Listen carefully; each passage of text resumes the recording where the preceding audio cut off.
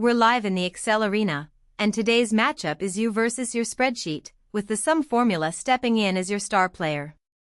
You fire up Excel, step onto the grid, and drop a few numbers down the column, say A1 through A5.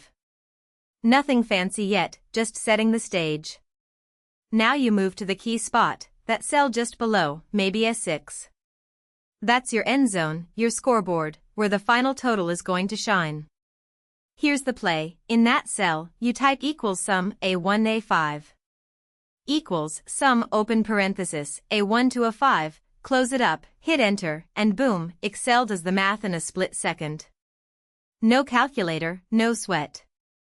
Not a fan of typing ranges? No problem. Type equals sum, and then just click and drag from A1 down to A5. Excel fills in the range for you, you close the parenthesis, press enter, and the total lights up on the board.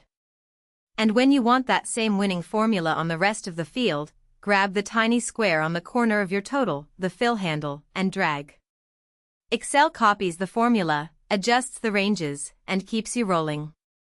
Always glance at that formula bar to confirm the right cells are in the game. Master the sum formula, and your numbers don't stand a chance.